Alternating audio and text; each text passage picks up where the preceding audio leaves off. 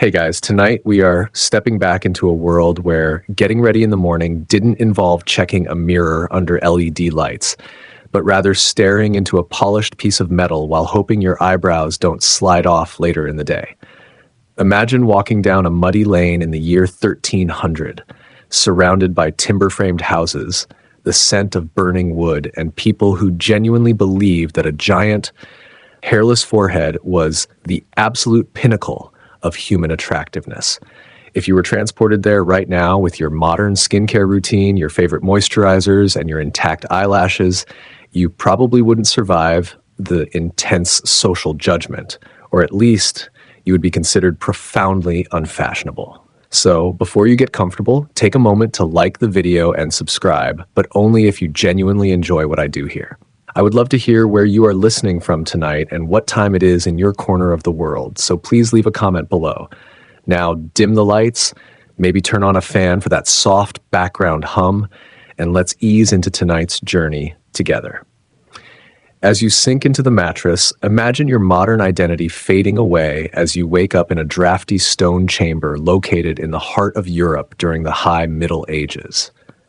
The first thing you notice is the profound shift in the daily routine compared to the grand public bathhouses of the Roman Empire. When the empire collapsed, it took the complex engineering of heated aqueducts with it, transforming the way humans approached personal hygiene.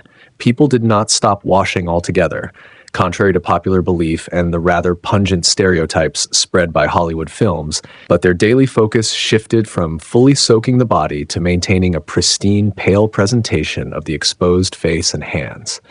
Your modern morning routine might involve a quick splash of water, a layer of sunscreen, and a dash of lip balm. But to a medieval aristocrat, protecting the skin meant hiding from the sun entirely to prove you never had to labor in a muddy field. Historians still debate exactly how often the average peasant washed their face with anything more than river water. But for the upper classes, looking clean, serene, and remarkably detached from any physical labor was the ultimate societal goal. You are standing there in the soft gray morning light, watching a young maid prepare a heavy pewter basin filled with water that has been carefully infused with dried rose petals and white lilies, designed to wash away the night's natural oils without stripping the pale complexion underneath. The ideal face was treated like a completely blank canvas, smooth and entirely devoid of the natural textures, moles, and freckles we accept today. It was a visual language of absolute status, where the total absence of color on your skin spoke volumes about the immense weight of the gold tucked away in your family's locked treasury boxes. As you watch this morning ritual unfold, you notice the absolute stillness of the castle environment. There are no buzzing appliances, no notifications vibrating against wooden tables, and no traffic noises outside the heavy stone window arches. There is only the gentle rustle of thick woolen tapestries moving against the damp walls and the occasional crackle of a small oak fire burning in the hearth. The medieval aesthetic valued a look of perpetual calm, an expression that suggested your mind was constantly floating through heavenly theological mysteries, rather than worrying about what to cook for dinner or how to pay the blacksmith. This meant that any sign of sunburn, freckles, or windburn was viewed as an unfortunate lower-class blemish that needed to be corrected immediately. You look down at the heavy oak vanity table, which is cluttered not with convenient plastic tubes or synthetic creams, but with small ceramic pots, tiny glass vials, and coarse linen cloths. It feels less like a modern beauty setup and more like a quiet apothecary shop hidden away in a monastery.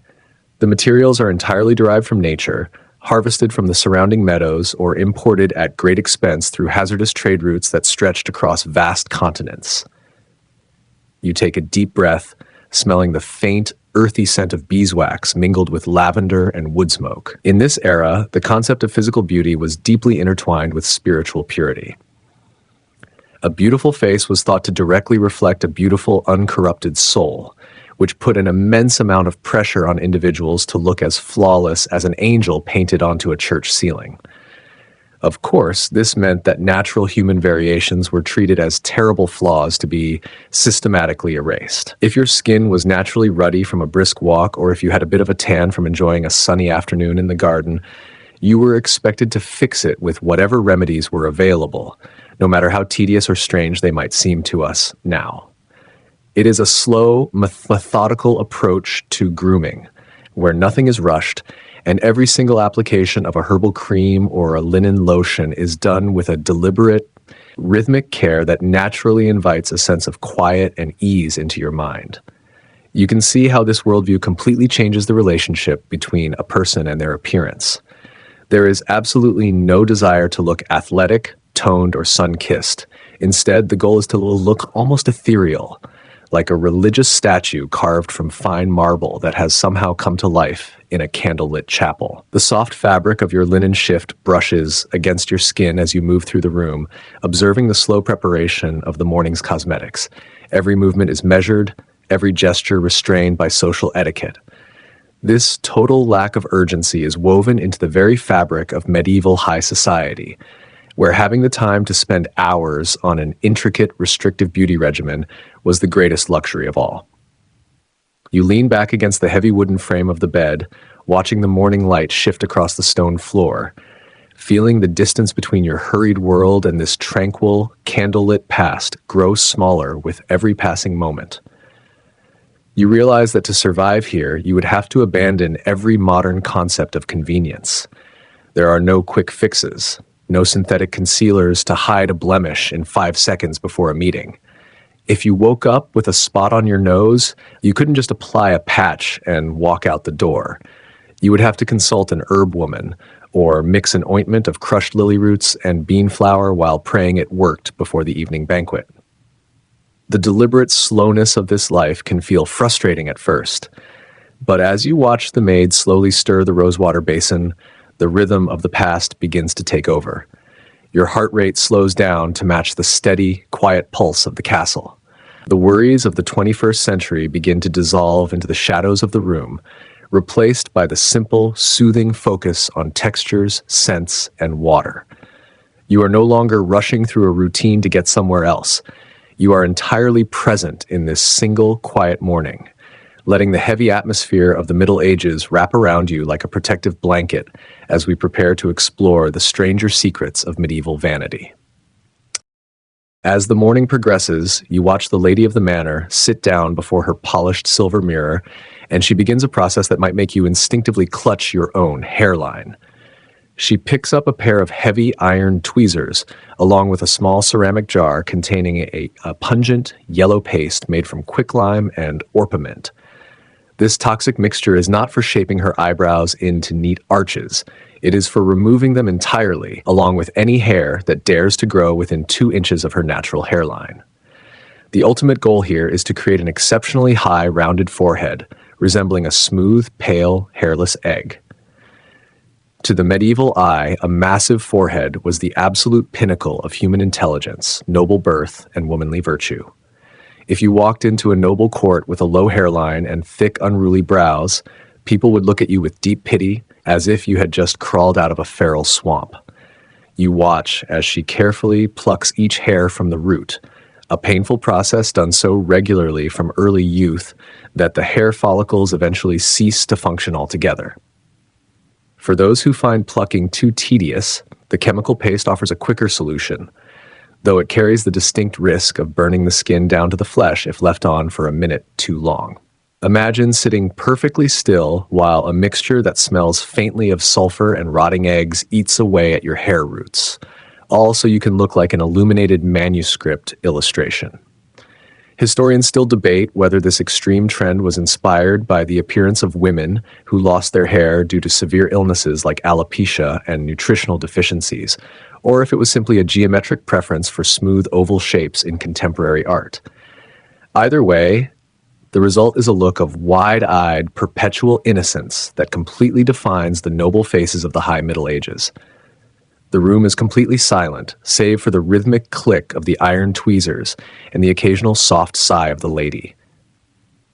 You notice that her hairline is pushed back so far that the silk veil she will wear later will sit almost at the crown of her head, completely exposing the vast, uninterrupted expanse of smooth skin beneath.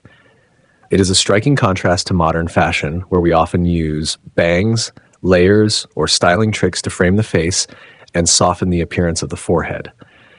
Here, the forehead is the main event, the central architectural feature that demands absolute attention. To enhance this stark look, a rub of sour grape juice or distilled lemon water is sometimes applied to the skin to make it incredibly taut and slightly shiny, catching the golden light as she moves through the dim, smoky corridors of the castle. You can almost feel the strange, cool sensation of that exposed forehead as a brisk breeze slips through the narrow stone castle window. There is an undeniable elegance to the look, a minimalist purity that completely rejects the natural framing of the human face in favor of a clean, artificial line. The total lack of eyebrows completely changes how human expressions are read. Without them, anger, surprise, or worry are much harder to detect from a distance. This fits perfectly with the rigid courtly ideal of emotional restraint, where a noblewoman was expected to remain serene, unbothered, and entirely detached from the chaotic world around her. Your own eyebrows might feel heavy, thick, and prominent just thinking about it. A stark reminder of how completely our definitions of a normal, attractive face can shift over a few hundred years. As the last few stray hairs are removed, a soothing oil made from white poppy seeds, rose petals, and crushed almond paste is gently massaged into the irritated, reddened skin to calm the inflammation. The care taken in this painful process is truly remarkable to behold. It is not a hurried chore done before rushing out the door to catch a train. It is a central ritual of the day, an act of creation where the face is actively sculpted to meet a demanding societal ideal. You watch the lady look deeply into her reflection, tilting her head from side to side to ensure the curve of her new hairline is perfectly symmetrical. The stillness of the room wraps around you like a heavy protective blanket, the slow, repetitive nature of the task acting as a quiet rhythm that slows your breathing and carries you deeper into the tranquil atmosphere of this long-ago morning. You begin to notice that the lack of facial hair alters the entire proportion of her skull, making her eyes seem lower and her face much longer than anyone you would meet today. It is an aesthetic that values the intellectual over the physical, the spiritual over the animalistic. The very act of erasing the hair is a symbolic erasure of the wild nature that the medieval church fought so hard to tame. As you watch the servant carefully clean the tweezers on a piece of linen, you realize how much comfort we find in our natural features, and how much effort it takes to maintain an illusion that completely defies biology. The slow, methodical plucking becomes a hypnotic dance of patience, a testament to a world where pain was an accepted price for social perfection, and where time was an endless river rather than a clock. With the forehead properly cleared, the focus shifts to the complexion itself, the primary canvas of medieval high fashion. You watch a small earthenware pot being carefully opened, releasing a faint metallic scent that cuts through the sweet floral aroma of the roses. Inside is white lead, a substance known as ceruse, which has been ground into an incredibly fine powder and mixed with wine vinegar or distilled rosewater to create a smooth, thick, pasty cream. The goal here is not a healthy, sun-kissed glow or a warm, athletic tone. It is a ghostly, translucent whiteness that looks almost supernatural in the dim indoor light of a great hall. You watch as the heavy paste is smoothed over the skin with a linen cloth, covering any natural variation in skin tone until the lady's face looks like a sheet of fine marble or carved porcelain. You know, with your modern knowledge of chemistry and medicine, that lead is incredibly toxic, a poison that will eventually cause the skin to wither prematurely, the teeth to loosen and turn black, and the general health to decline into a state of neurological scramble. Yet, in the name of beauty, this dangerous ointment is applied day after day without a single second thought, passed down through generations of motherly advice. To make the ghostly effect even more striking and aristocratic, some women take a fine blue pigment derived from ground lapis lazuli or indigo and carefully paint delicate, faint veins onto their temples, cheeks, and necks. This was done intentionally to give the illusion that their skin was so thin, so fragile, and so translucent that the lifeblood beneath could be seen pulsing through it.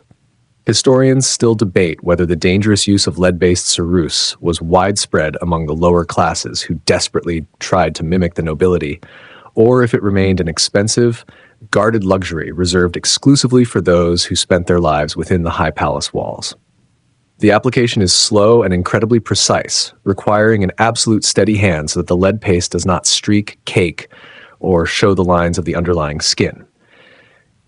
You imagine the cold, heavy weight of that dense makeup settling onto your own skin, completely masking your pores and freezing your natural features into a rigid mask of aristocratic perfection. If you happen to laugh too heartily at a jester's joke or frown too deeply during a political discussion, the thick makeup might crack right down the middle, ruining hours of careful, delicate work. Therefore, a calm, measured demeanor was not just a social grace or a sign of good breeding. It was a practical necessity to keep your physical face entirely intact throughout the day. It is a fascinating exercise in bodily control, where every single facial muscle must be kept in absolute check to maintain the illusion of unblemished static beauty. As you watch the servant blend the paste down the neck, you notice how the stark white makeup catches the low, golden light of the candles. In an era centuries before electricity, when Grand Castle interiors were illuminated exclusively by smoky tallow torches, oil lamps, and expensive beeswax candles, a brilliant white face would practically glow in the darkness, making the wearer stand out across a crowded, shadowy hall. It was a theatrical choice as much as a social one, specifically designed to command attention in the dark, cavernous environment of a medieval stone fortress. The contrast between the dark oak furniture, the gray stone walls, and this brilliant, pale visage must have been breathtakingly beautiful to the medieval observer, even if the secret behind it was slowly destroying the wearer from the inside out. The lady sits perfectly, quietly, allowing the toxic paste to dry completely in the cool air before any further cosmetic steps are taken. The absolute lack of rush in this entire process is deeply soothing to observe from your position by the bed. There is no ticking clock on the wall, no text messages vibrating on a wooden table, just the slow, predictable passage of time marked by the shifting shadows of the window arches across the floor. You feel yourself sinking further and further into this quiet, slow-paced world. The heavy, white mask of the past serving as a visual barrier against the noise, stress, and frantic speed of modern life. The sheer dedication to this otherworldly appearance creates a strange, hypnotic atmosphere, inviting you to let go of your own daily worries and drift away on the slow tide. Now that the skin is as pale as a winter cloud, attention turns to the hair, which requires an entirely different set of complex transformations. You look at the long, thick tresses that are being unbraided by the servant, falling down the lady's back in heavy, dark waves that completely contrast with her freshly whitened face. In the medieval imagination, the absolute ideal hair color was a brilliant, shimmering blonde, often described in romantic poetry and courtly songs as spun gold, bright amber, or the color of a ripe wheat field in the midday sun. If nature had not blessed you with this golden hue, you were expected to spend long, grueling hours sitting on an open balcony in the intense heat, hoping the sun's rays would bleach your locks, or resort to an array of complex, highly questionable herbal concoctions. A servant steps forward, bringing a large glass bowl filled with a pungent, yellowish mixture of crushed saffron, celandine roots, yellow sulfur, and stale urine, which was highly valued in medieval receipts for its high ammonia content. You watch as this strange mixture is carefully painted onto the individual strands of hair with a small hog bristle brush, taking extreme care to avoid touching the freshly whitened forehead or the delicate skin of the ears. To modern sensibilities, the ingredients sound absolutely revolting, a chaotic chemistry experiment that you wouldn't want anywhere near your head, let alone sitting on your scalp for hours. But to the medieval mind, the sharp, unpleasant smell of the urine was a minor inconvenience compared to the glorious, bright, golden sheen it could produce after a few hours of baking in the sun on a castle roof. Historians still debate how long these intense bleaching sessions typically lasted, but some accounts suggest women would sit for an entire afternoon wearing special brimmed hats that exposed only their hair to the sun while shading their precious pale faces from the dreaded tan. The hair is then thoroughly rinsed with water that has been heavily scented with cloves, nutmeg, and rosewater to mask the sharper, more chemical odors of the bleach mixture. As it dries in the gentle breeze, it is combed through with heavy bone or ivory combs, a slow, repetitive motion that creates a soft, rhythmic clicking sound in the otherwise quiet room. The long, damp strands catch the low light of the hearth, showing glints of yellow, honey, and copper that contrast beautifully with the pale, painted skin of her neck. Hair was considered a woman's ultimate glory, but it was also seen by theological authorities as something highly dangerous, provocative, and chaotic. Because of this dual nature, once the hair was lightened and styled, it was rarely allowed to hang loose in public spaces. Instead, it was intricately braided, coiled, and tucked entirely beneath elaborate fabric headpieces or sheer silk veils. You can imagine the heavy weight of that long hair being manipulated by practiced, nimble fingers, braided into tight crowns around the head, or twisted into horn-like shapes on either side of the skull. The sensation of the bone comb passing through the long strands is universally relaxing, a timeless act of personal care that connects humans across vast centuries of time. As the hair is secured in place with long silver pins, the immense complexity of the style becomes apparent to anyone watching. It is not meant to look natural or effortless. It is meant to look highly constructed, an artistic achievement that showcases the incredible skill of the household servants and the vast material wealth of the family. Remember how we thought modern hairstyling was complicated? It pales in comparison to the structural engineering required to hold a medieval noblewoman's hair in place for an entire day of courtly rituals. The slow, methodical combing and styling of the golden hair acts as another deep layer of calmness in the room, slowing the passage of time. The repetitive motion of the servant's hands, the soft rustle of the dry strands, and the warm, comforting scent of spices filling the air create a deeply peaceful environment that encourages rest. You watch the golden reflections bounce off the silver mirror, feeling the quiet weight of the past pressing gently against your frantic thoughts. It is a world where every single detail of one's physical appearance is an immense investment of time, a deliberate slowing down of human life that allows you to release the tension in your shoulders and drift deeper into a state of restful contemplation. With the skin and hair properly transformed, the geometry of the face must be considered according to the strict philosophical guidelines of the era. The medieval standard of beauty was not a vague, subjective feeling.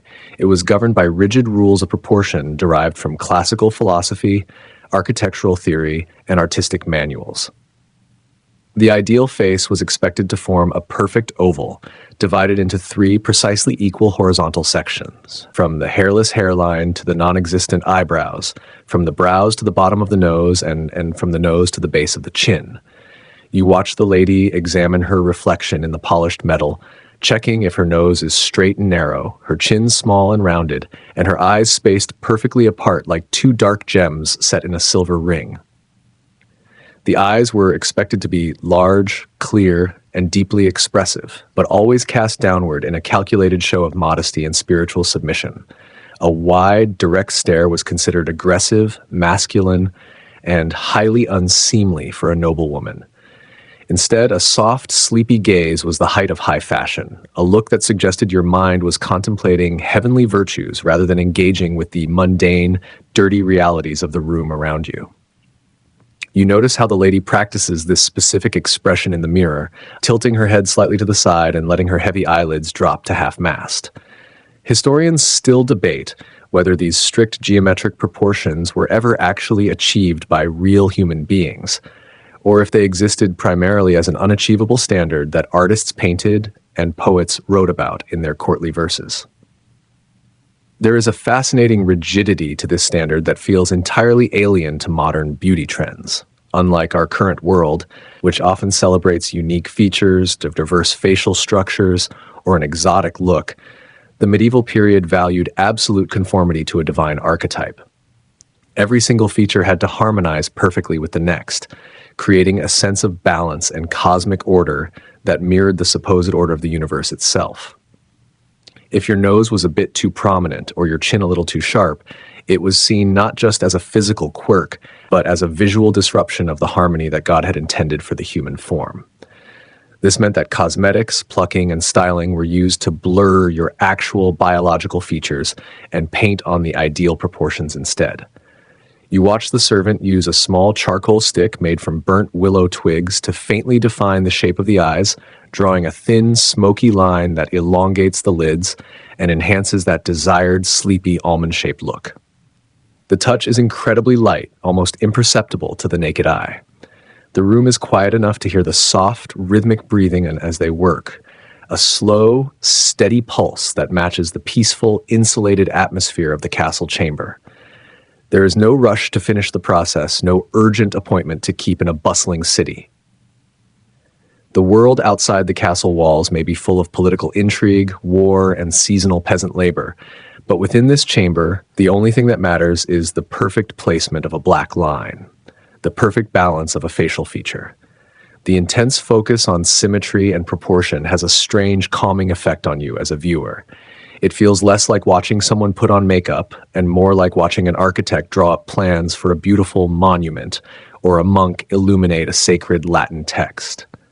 Every stroke of the charcoal, every adjustment of the head is done with a quiet reverence for order and beauty. You feel your own thoughts falling into alignment with this sense of structure, the chaotic details of your modern life fading away as you focus on the simple, balanced lines of this medieval face.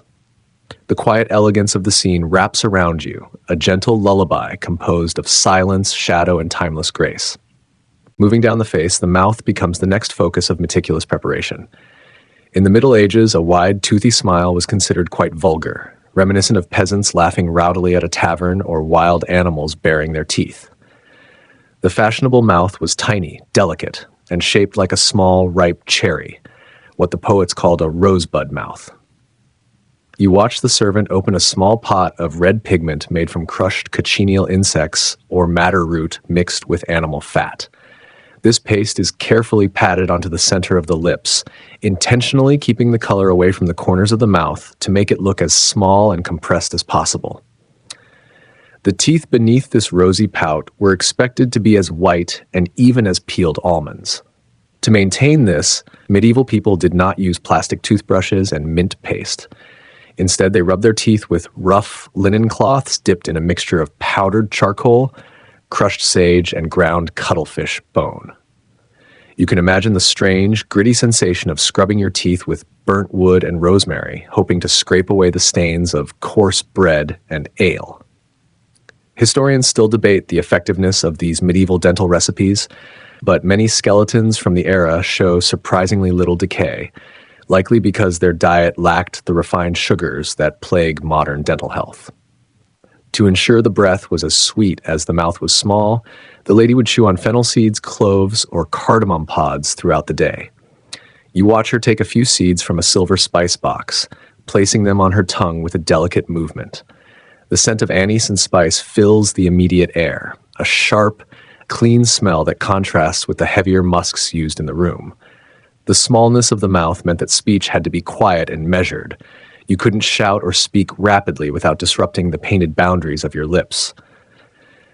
It forced a slow, deliberate way of speaking that must have made conversations sound like a series of gentle secrets. You look at the completed mouth, a tiny strike of red against the expansive white of the face. It looks almost painted on, a separate feature added to the canvas rather than an organic part of the body. There is a quaint, doll-like quality to the look that is both strange and oddly captivating. It reinforces the idea that the medieval face was a performance, a carefully constructed mask designed to project wealth, virtue, and adherence to social expectations. Your own mouth might relax into a soft, neutral line just watching this, or releasing the tension in your jaw that accumulates through a day of talking and smiling.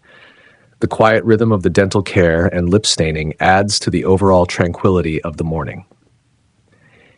Each step is done with such precise, gentle touch that it feels like a form of meditation.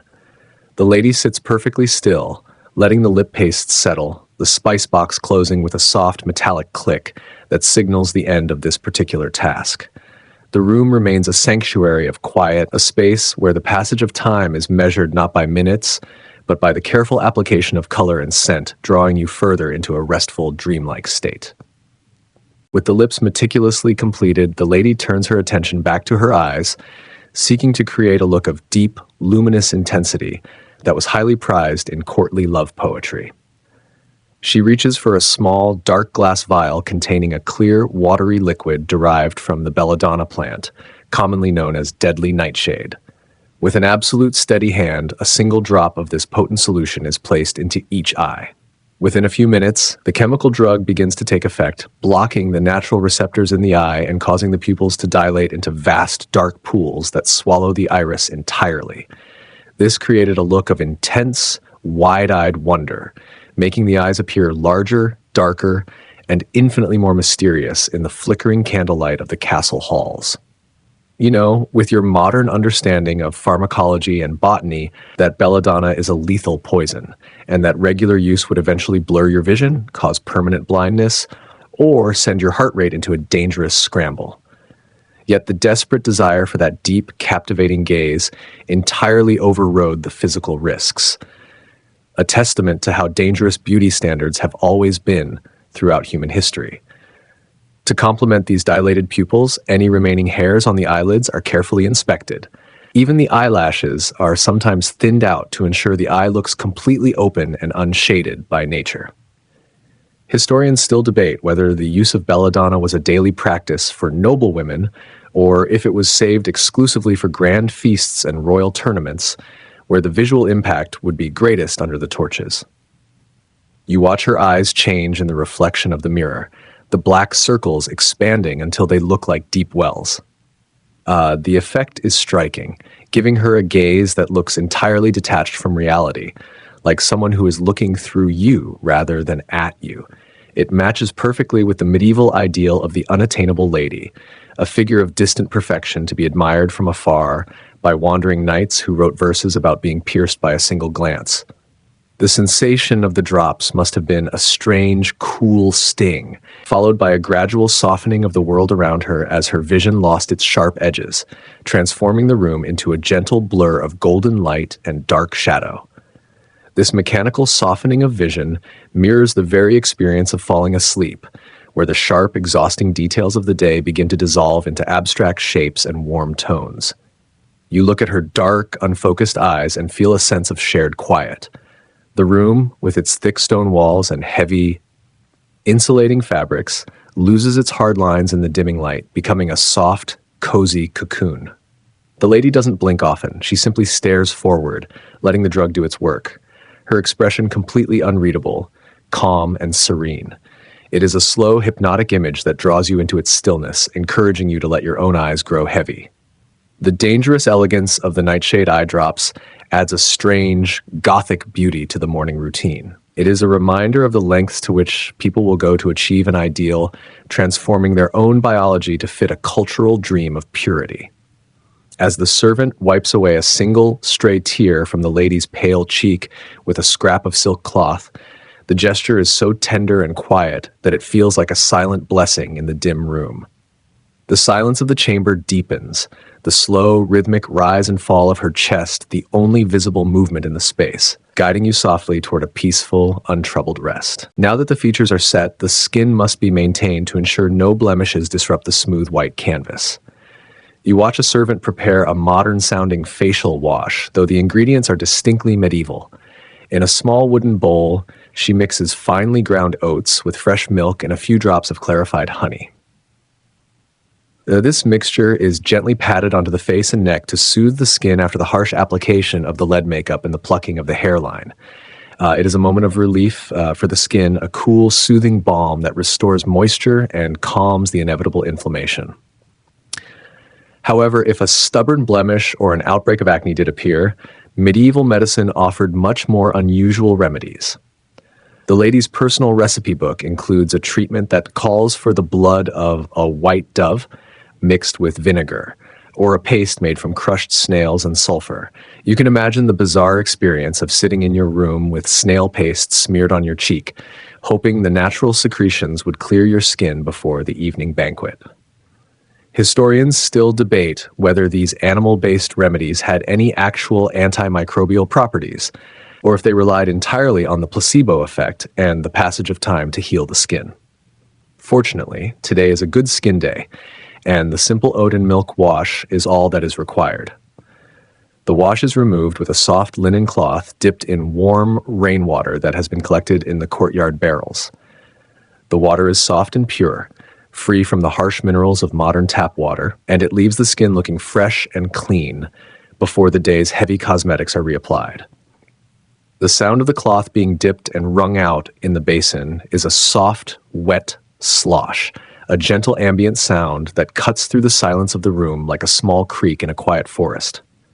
You can feel the cool, refreshing sensation of that damp cloth against your skin just thinking about it, wiping away the oils of the night and leaving a clean, tingling sensation behind.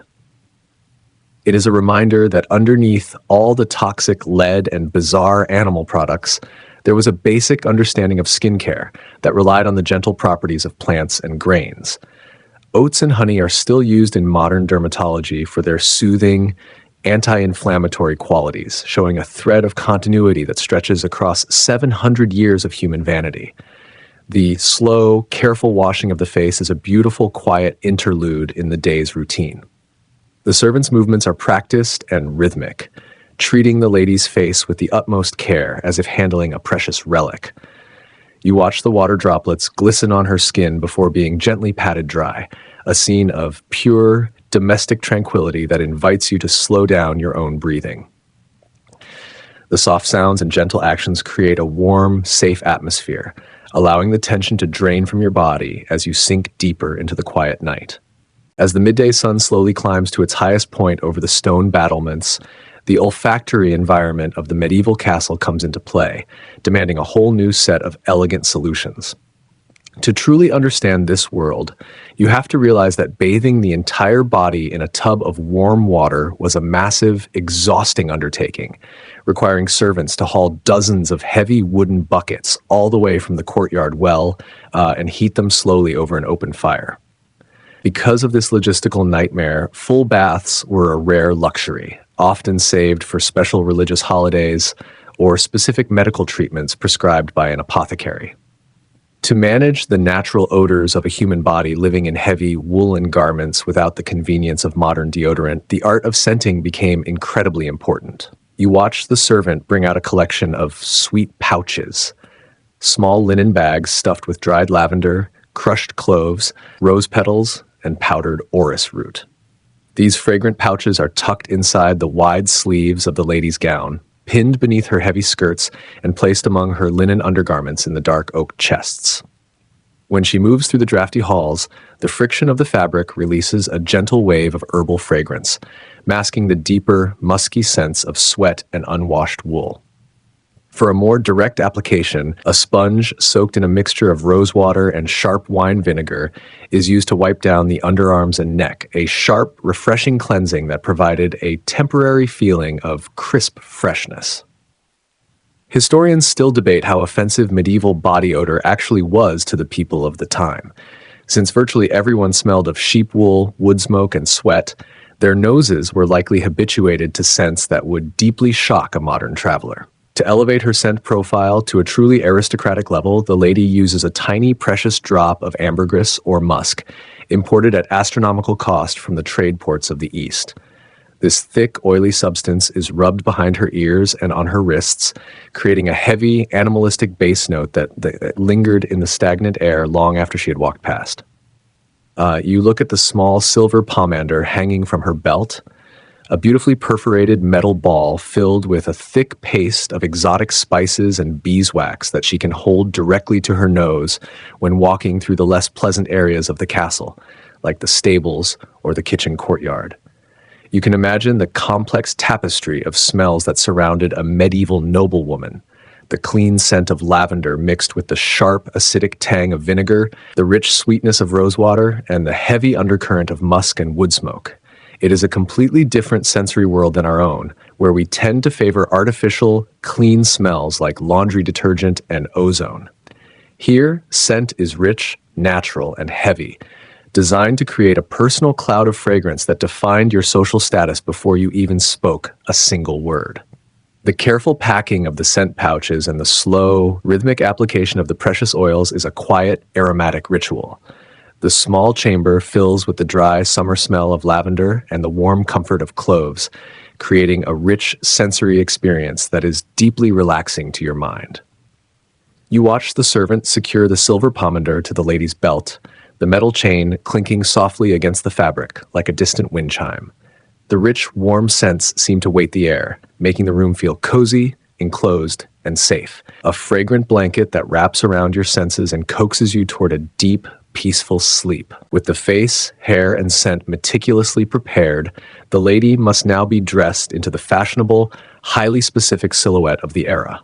To properly understand this part of the morning ritual, you must realize that the medieval body ideal did not favor the dramatic, tiny-waisted hourglass shapes of later centuries, nor did it value the athletic, toned muscle definitions of modern times. Instead, the preferred shape was fluid, elongated, and elegant, characterized by a long, narrow torso, small, high breasts, and a gently rounded, prominent stomach that stood out proudly beneath layers of fabric. You watch as she steps into her long, unbleached linen smock, the crucial base layer that protects her incredibly expensive outer gowns from the natural oils and sweat of her skin. Over this linen smock goes the kirtle, a tight-fitting underdress that laces up the sides or the front to provide the body with structure and support. Unlike the heavy steel-boned corsets of the Victorian era that crushed the ribcage, medieval body support relied entirely on the tightness of the woven linen fabric itself and clever tailoring to smooth out the lines of the body and lift the chest. The laces are drawn tight, a slow, methodical process where the servant pulls the linen cords through silver eyelets one by one. You hear the steady, rhythmic shh, the cord passing through the fabric, a sound that marks the gradual shaping of the lady's form. Historians still debate exactly when stiffened garments began to transition into true, structured corsetry. But the aesthetic goal remained the same, to create a smooth, unyielding line that denoted noble status and moral rectitude. The prominent, rounded stomach was not something to be hidden or self-consciously sucked in. In fact, it was celebrated as a glorious sign of fertility, wealth, and high social standing. It proved to everyone who saw you that you had constant access to plenty of rich food and had not spent your life performing hard manual labor that would lean out your frame. To enhance this look, women would often posture themselves with their shoulders thrown back and their hips pushed slightly forward, a stance that naturally emphasized the curve of the belly beneath the heavy silk and wool skirts. You watch the lady adjust her posture in the mirror, smoothing the fabric over her abdomen with a contented, relaxed expression. The grand outer gown, or houppelande, is then draped over her shoulders, featuring vast, sweeping sleeves that drag along the floor and a heavy train that requires careful management. The sheer volume of the fabric is immense, containing yards of imported Italian velvet or dense Flemish wool. This weight of clothing completely changed the way a person moved. You couldn't run, jump, or turn sharply while wearing such garments without risking a major fall. It forced a slow, gliding walk, an elegant, measured pace that made every movement look like a formal dance. Your own body might feel remarkably light, free, and completely unrestricted just thinking about this weight of fabric, allowing you to relax into the absolute stillness of your bed. The dressing process is a quiet, solemn ceremony, a slow accumulation of heavy layers that transforms the natural human body into a majestic social statement. The soft rustle of silk, the heavy thud of velvet, and the steady rhythm of the lacing cord create a peaceful symphony of domestic life. You watch the lady take her first slow steps across the room, her movements restricted and graceful, a living embodiment of the calm, measured pace of the medieval world that invites you to release your own momentum and rest. Before she steps out of her private chambers into the public life of the castle, a final inspection of her facial grooming is conducted, focusing on the complete elimination of unwanted hair. Remember that massive high forehead we explored earlier? That was just the initial step in a much larger philosophy of facial manipulation. The medieval aesthetic demanded that a noblewoman's face be completely devoid of any hair that might suggest a wild animalistic nature or a hint of masculinity.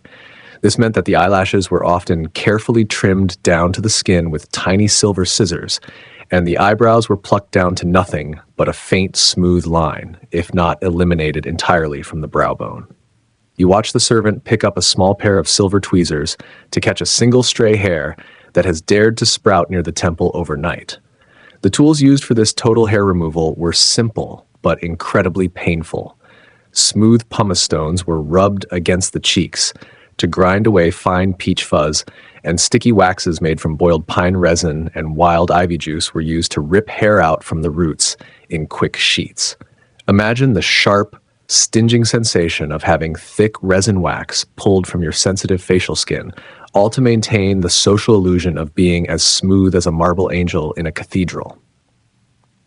Historians still debate whether this total lack of facial hair was intended to mimic the smooth, prepubescent look of young children, symbolizing purity and sinlessness, or if it was simply an extreme cultural reaction against the thick hair of the Germanic tribes that had invaded Europe centuries before. The lady sits with her head tilted back against the high wooden chair, her eyes closed as the servant meticulously inspects every single millimeter of her face under the strong light streaming from the window. The level of detail is astonishing, demanding hours of focused energy. Not a single stray hair is permitted to disrupt the painted white surface of her skin. This complete removal of eyebrows and lashes gave the face an open, exposed quality that made the eyes look vulnerable and large, enhancing that sleepy, contemplative gaze we discussed earlier. It is a look that requires constant daily maintenance, a never-ending battle against the natural biological rhythms of the human body. You can feel the strange, smooth tightness of a face completely stripped of its natural hair, a sensation of exposure that must have made every passing breeze feel intense against the skin. There is a quiet discipline to this routine, a dedication to an ideal that rejects the natural world entirely in favor of an artistic, man-made creation. The room is quiet enough to hear the tiny metallic snap of the tweezers, a sharp, precise sound that punctuates the silence like the ticking of a grandfather clock in a quiet hallway. It is a slow, hypnotic process that requires total physical stillness from both the servant and the lady. This absolute stillness is infectious, passing from them into the very air of the chamber. As you watch the lady remain perfectly motionless under the servant's hands, you feel your own body settling into a state of deep, unbothered relaxation. The meticulous care, the quiet focus on a single strand of hair, and the slow passage of time all work together to create an atmosphere of profound calm. The world outside can wait. Inside this chamber, the only reality is the gentle, precise touch of the tweezers and the peaceful silence of a long-ago morning, guiding you softly towards sleep. As the grooming ritual nears its ultimate conclusion, the focus shifts downward to the hands, which played an incredibly crucial role in the courtly culture of medieval Europe. To fully appreciate this step, you have to understand that a noblewoman's hands were expected to be soft, pale, and completely free from the scars, calluses, and dark dirt that define the hands of the laboring classes. You watch the servant bring forward a small, beautifully engraved silver bowl filled with warm milk and crushed rose petals, and the lady slowly submerges her fingers into the soothing liquid. This pleasant soak was designed specifically to soften the rough cuticles and gently bleach the skin of the hands to match the ghostly, pale perfection of her face. The nails were kept relatively long, but neatly trimmed into smooth, elegant ovals using small iron knives or silver files. They were never painted with bright, vibrant colors like modern nail polish. Instead, they were buffed with a piece of soft leather and a fine powder made from crushed pearls or tin oxide until they gleamed with a natural, healthy pink shine. You can hear the soft, rhythmic swish of the leather buffer moving across the nails, a soothing, repetitive sound that feels like a gentle whisper in the quiet room. Historians still debate whether men also participated in this high level of hand care, but records suggest that knights and lords who wished to excel in the complex games of courtly love were just as vain about their hands as the ladies. Soft, white hands were a visual contract of your elite lifestyle. They proved beyond a shadow of a doubt that you had never held a heavy plow, scrubbed a stone floor, or milked a cow in your life. In the romantic literature of the time, knights would write incredibly long poems praising the slender, pale fingers of their beloved, comparing them to polished ivory keys or white lilies. When a lady offered her hand to be kissed by a suitor or held during a formal dance, it was a moment of intense social and romantic significance. Therefore, keeping the hands looking absolutely flawless was an essential investment in your social standing and your romantic prospects. After the soak and the leather buffer, a rich, thick ointment made from sweet almond oil, natural beeswax, and powdered white lily root is massaged into her fingers, knuckles, and palms. The massage is exceptionally slow and deliberate, working the warm oil into the skin until it glows with a soft, healthy moisture. You can imagine the warm, comforting sensation of that hand massage, releasing all the tension in the fingers and wrists after a long morning of sitting perfectly still for her cosmetics. It is a universal comfort, an act of pure physical care that instantly relaxes the entire body and induces a sense of deep, comforting well-being. The rhythmic buffing of the nails and the slow, soothing massage of the hands create a deeply peaceful conclusion to this part of the morning routine. The room is filled with the gentle, warm scent of almond and rose, the low golden light catching the soft gleam of her freshly polished nails. You feel your own hands relaxing under your heavy blankets, releasing any lingering tightness or stress from your own day's activities. The quiet, luxurious care of the past serves as a gentle invitation to let go of your remaining worries and drift away on a cloud of serene comfort. Lest you think that the Middle Ages left all the vanity to the women, let us turn our attention to the gentlemen of the court, whose grooming routines were just as intricate, time-consuming, and subject to the changing winds of fashion. You look over toward the opposite side of the chamber, where a noble knight sits in a similar high-backed wooden chair, preparing his face, hair, and beard for a day of diplomatic courtly life. Depending on the exact decade of the medieval period, he might be striving for a look of clean-shaven, boyish youthfulness or a heavily manicured, imposing beard. Today, the fashion demands a perfectly split, two-pronged beard that has been washed with fine wine, oiled with almond extract, and combed until it is completely smooth and tangle-free. A barber surgeon stands directly beside him, wielding a long, straight razor made of carbon steel that has been stropped on a heavy leather belt until it is sharp enough to slice a floating hair in mid-air. The barber applies a thick, rich lather made from animal fat soap, scented with lavender and wild thyme, smoothing it over the knight's cheeks, neck, and throat. You hear the crisp, sharp scrape of the iron razor moving slowly across the skin, a sound that is both oddly satisfying and incredibly tense, given the complete lack of modern safety guards. Historians still debate the frequency of shaving among the general population, but for a nobleman attending the royal court, a messy beard was a sign of madness, mourning, or political exile, while a neat trim was a badge of high civilization. If a gentleman was losing his hair or wished to hide the gray streaks of old age, he would resort to elaborate hairpieces and wigs made from the hair of peasants or horses. These hairpieces were dyed using crushed walnut shells or wild ivy berries to achieve a rich, dark brown or a vibrant red, matching the colors celebrated in chivalric romances.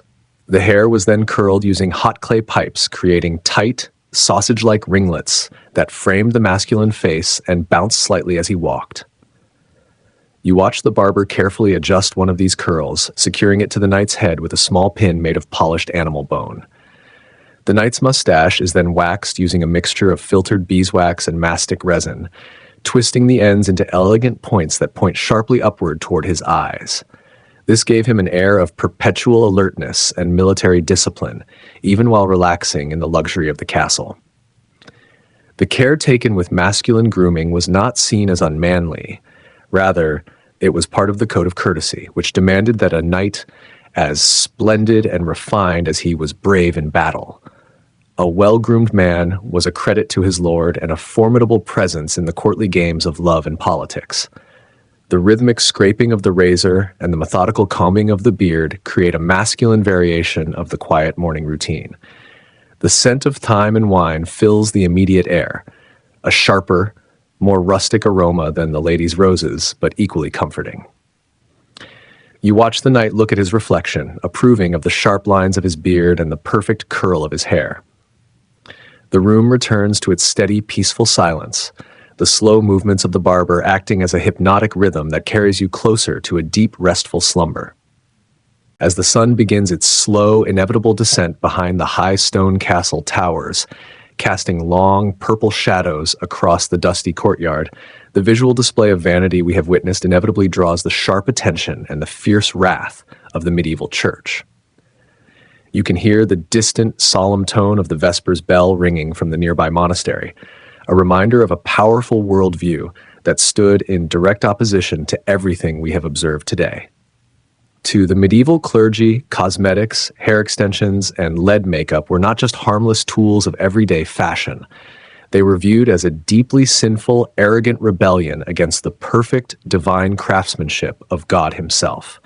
Preachers would stand in the wooden pulpits of grand cathedrals delivering fiery theatrical sermons against the women who dared to pluck their hairlines and paint their lips into artificial cherry shapes. They argued that by radically altering your natural face, you were essentially telling the Creator that His original work was not good enough and that you possessed a better eye for beauty than the Almighty. They reserved a special, terrifying scorn for the lead-based white paint, claiming that on the day of judgment, the devil would recognize these heavily painted masks as his own proud handiwork and drag those vain souls straight down to the eternal fires of hell. Historians still debate how effective these terrifying religious warnings actually were in changing daily habits. While noblewomen certainly listened to the sermons and wept with temporary guilt, the overall merchant sales of white lead and golden hair dye never seemed to decline. You watch the lady of the manor hear the church bells, her pale hand pausing over a jar of scented rosewater.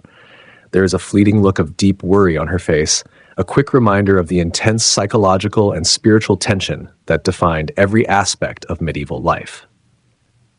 People lived with one foot in the luxurious sensory world of the royal court and the other foot firmly planted in the terrifying eternal world of the afterlife. To ease her heavy conscience after a day of grooming, she might donate a portion of her wealth to a local convent or purchase a beautiful gold leaf illuminated prayer book, hoping that her material charity would outweigh the sin of her plucked eyebrows. This constant underlying tension between physical vanity and spiritual piety adds a fascinating layer of depth to the quiet evening. The medieval world was small, serious, and deeply connected to the spiritual realm at all times. The cosmetics were not just about personal vanity. They were a quiet statement of human defiance, a small claim to personal beauty in a world that was often exceptionally harsh, unpredictable, and dominated by strict religious dogma. As the echoing sound of the bells fades into the silence of the twilight, the room seems to settle into a deeper, much more reflective quiet, the weight of eternity pressing gently against the window panes. The lady closes her ceramic cosmetic jars, one by one, the heavy wooden lids clicking shut with a definitive, satisfying finality.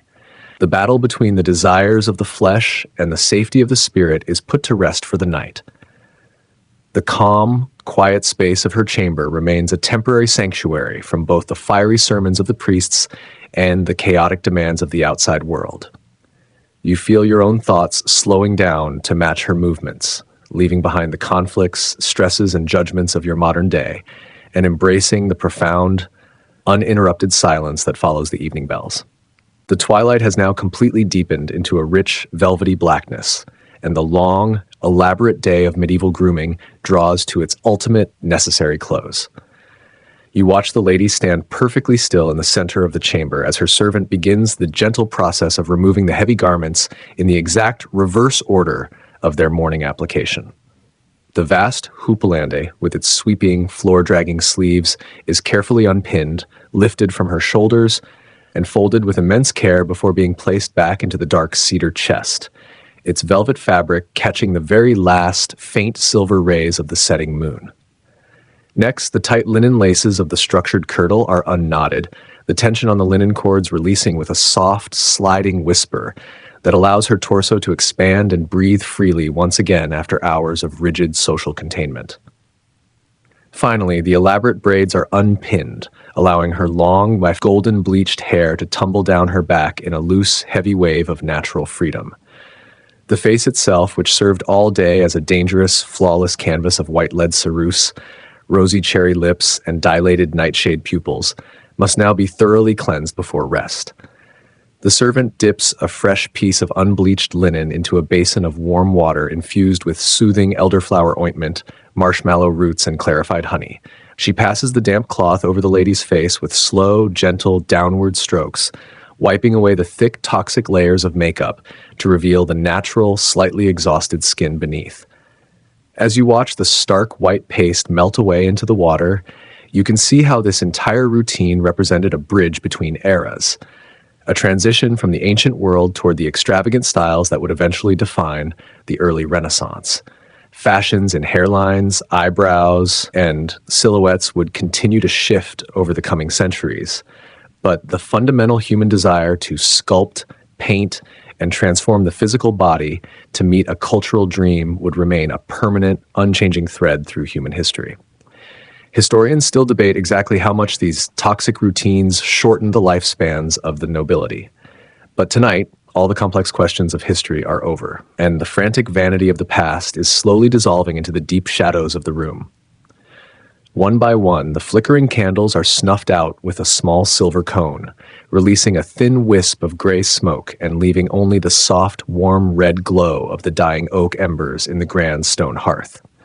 The massive, cold walls of the castle fortress seem to soften in the deep darkness, drawing in close around the chamber to protect its inhabitants from the cool night air howling through the mountain pass outside. The lady climbs up the wooden steps into her heavy four-poster oak bed, pulling the thick woolen and velvet curtains completely closed around the mattress to shut out the drafts, the moonlight, and the rest of the world. This creates a perfect, dark, insulated cocoon of total isolation, security, and absolute peace. The quiet of the medieval night is deep and total, completely unbroken by the distant roar of engines, the hum of electricity, or the vibrations of a modern city. It is a pure, ancestral silence that has existed since the beginning of time, a stillness that invites your mind to let go of its own modern momentum. You can feel that ancient heavy silence stepping out from the history books and settling over your own bed right now, filling every single corner of your room with a warm, heavy, immovable stillness. The stories of plucking hairlines, painting veins, and navigating the strict rules of courtly love begin to fade into the background of your consciousness, leaving behind only the gentle, rhythmic, comforting sound of your own steady breathing. Your eyelids feel incredibly heavy, mimicking that soft, downcast, sleepy gaze of the medieval ideal, dropping lower and lower with every passing second as you let go of the very last remnants of your day. The world of castles, knights, and ancient vanities is gone, leaving you entirely safe, warm, and protected in the absolute stillness of the present moment. The shadows on your wall lengthen and dance in rhythm with your breath, fading slowly and beautifully into total darkness.